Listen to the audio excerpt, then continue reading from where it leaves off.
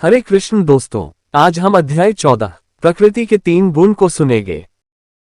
अध्याय 14 श्लोक 1। भगवान ने कहा, अब मैं तुमसे समस्त ज्ञानों में सर्वश्रेष्ठ इस परम ज्ञान को पुनः कहूंगा, जिसे जान लेने पर समस्त मुनियों ने परम सिद्धि प्राप्त की है।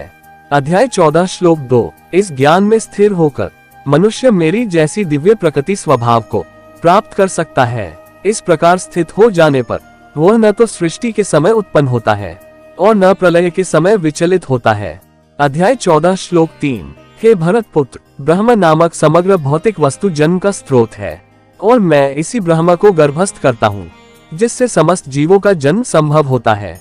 अध्याय 14 श्लोक 4। हे कुंती पुत्र, तुम ये समझ लो कि समस्त प्रकार की जीव योनियां इस भौतिक प्रकृति में जन्म द्वारा संभव है और मैं उनका बीज प्रदाता पिता हूँ। अध्याय 14 श्लोक 5। भौतिक प्रकृति 3 गुणों से युक्त है। ये है सतो, रजो तथा तमोगुण। हे महाबाहु अर्जुन, जब शाश्वत जीव प्रकृति के संसर्ग में आता है तो वह इन गुणों से बंध जाता है। अध्याय 14 श्लोक 6। हे निष्पाप, सतोगुण अन्य गुणों की अपेक्षा अधिक शुद्ध होने के कारण प्रकाश प्रदान करने वाला और मनुष्य को सारे पाप कर्मों से मुक्त करने वाला है।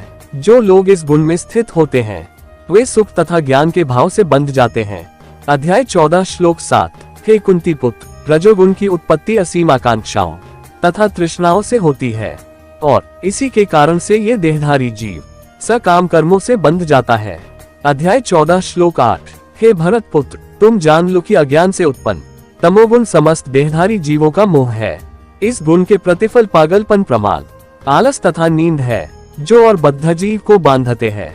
अध्याय 14 श्लोक 9। हे भरत पुत्र, सतोगुण मनुष्य को सुख से बांधता है, रजोगुण सकाम कर्म से बांधता है और तमोगुण मनुष्य के ज्ञान को ढककर उसे पागलपन से बांधता है। अध्याय 14 श्लोक 10। हे भरत पुत्र, कभी कभी सतोगुण रजोगुण तथा तमोगुण को परास्त करके प्रधान बन जाता है, तो कभी रजोगुण सतो तथा तमोगुण को परास्त कर देता है और कभी ऐसा होता है कि तमोगुण सतो तथा रजोगुणों को परास्त कर देता है। इस प्रकार श्रेष्ठता के लिए निरंतर स्पर्धा प्रतियोगिता चलती है। अध्याय 14 श्लोक 11। सतोगुण की अभिव्यक्ति को तभी अनुभव किया जा सकता है जब शरीर के सारे द्वार ज्ञान के प्रकाश से प्रकाशित होते हैं। अध्याय 14 श्लोक 12।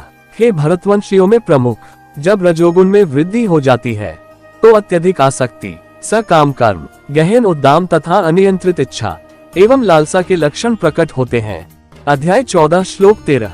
जब तमोगुण में वृद्धि हो जाती है तो हे कुरुपुत्र, अंधेरा, जड़ता, प्रमत्तता तथा मोह का प्राकट्य होता है। अध्याय 14 श्लोक 14। जब कोई सतोगुण में मरता है तो उसे महर्षियों के विशुद्ध उच्चतर लोकों की प्राप्ति होती है। अध्याय 14 श्लोक 15।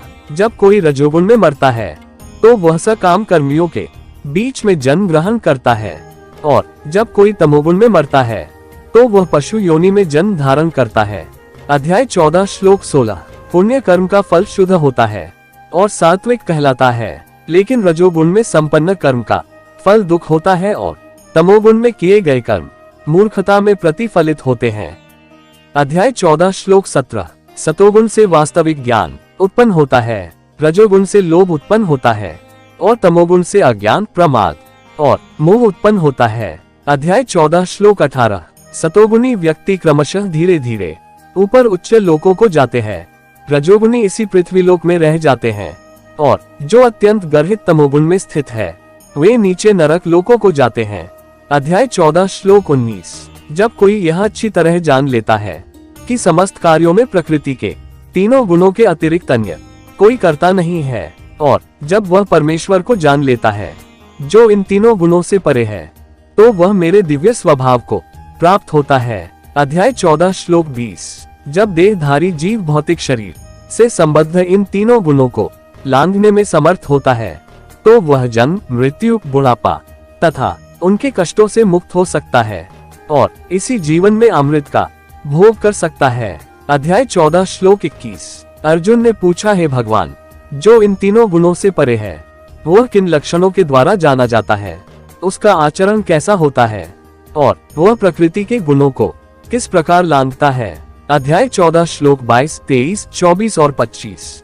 भगवान ने कहा, हे पांडुपुत्र, जो प्रकाश, आसक्ति तथा मोह के उपस्थित होने पर न तो उनसे घृणा करता है और न लुप्त हो जाने पर उनकी इच्छा करता है, जो भौतिक गुणों की इन समस्त प्रतिक्रियाओं से निश्चल तथा अविचलित रहता है और ये जानकर कि केवल गुण ही क्रियाशील है, उदासीन तथा दिव्य बना रहता है, जो अपने आप में स्थित है और सुख तथा दुख को एक समान मानता है, जो मिट्टी के ढेले, पत्थर एवं स्वर्ण के टुकड़े को समान दृष्टि से देखता है, जो अनुकूल तथा प्रतिकूल के प्रति समान बना रहता है, जो धीर है और प्रशंसा तथा बुराई, मान तथा अपमान में समान भाव से रहता है, जो शत्रु तथा मित्र के साथ समान व्यवहार करता है और जिसने सारे भौतिक कार्यों का परित्याग कर दिया है, ऐसे व्यक्ति को प्रकृति के गुणों से अतीत कहते हैं।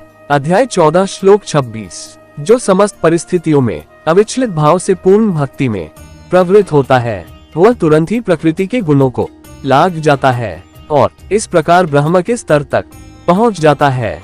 अध्याय 14 श्लोक 27। और मैं ही उस निराकार ब्रह्म का आश्रय हूँ, जो अमर्त्य, अविनाशी तथा शाश्वत है और चरम सुख का स्वाभाविक पद है। आगे हम अध्याय 15 को सुनेंगे। दोस्तों, इस वीडियो को अपने प्रिय जनों को शेयर जरूर करें और हमें सपोर्ट करें। हरे कृष्ण।